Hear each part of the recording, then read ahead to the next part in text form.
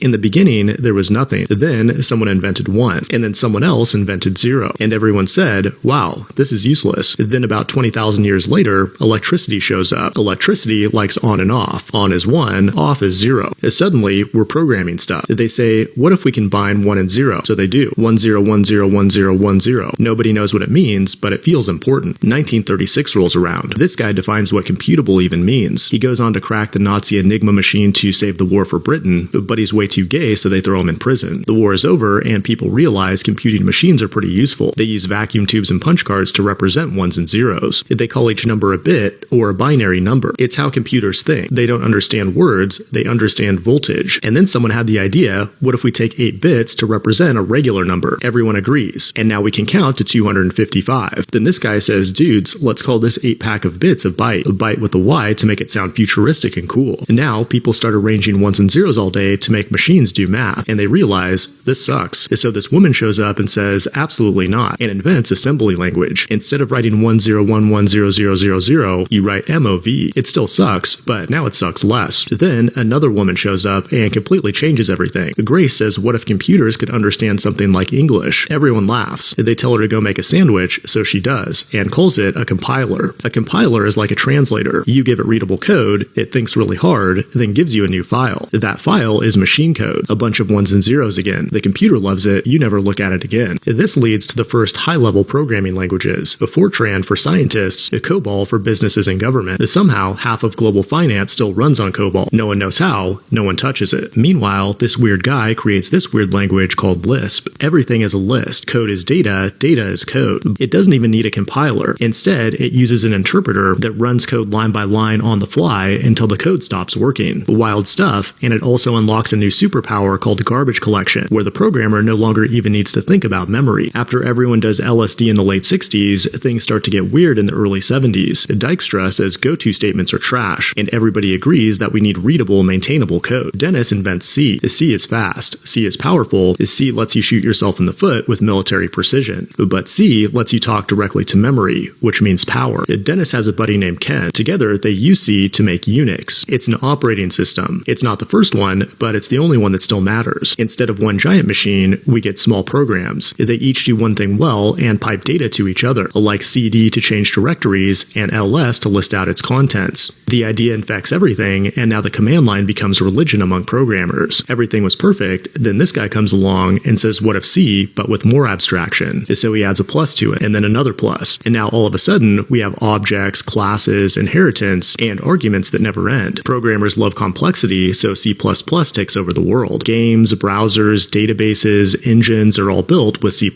even today, and people still can't stop arguing about it. Now the year is 1982. Every nerd owns a Commodore 64 while learning how to code in BASIC while listening to Thriller on a record player. Soon, Turbo Pascal shows up. Like C, it has a compiler, but also a full integrated development environment. It sells like Thriller, but many new programming languages are hitting the scene. Ada is created for the military, Erlang for the phone system, MATLAB, Perl, Objective-C, and more. Oh, and don't forget Smalltalk, one of the first pure object-oriented languages where everything is an object. Everybody forgets about it, but everybody copies it. Then the 90s happen, and three philosophies collide. Guido says code should read like thoughts, so we get Python, where readability matters and indentation is law. But James says programs should run everywhere, so we get Java, where you write once and debug everywhere. Java doesn't just ship a language, but also a revolutionary virtual machine, which is like a fake computer that runs in the real computer and compiles Java to bytecode instead of machine code. It's basically cheating to get Java to run everywhere. But then Brendan comes along and invents JavaScript in 10 days to make buttons animate in the browser. It was supposed to be small, it was supposed to be temporary. It now runs servers, phones, databases, and spacecraft. No one planned this, no one wanted this. Then the World Wide Web happened. The experts said it would be no more important than the fax machine,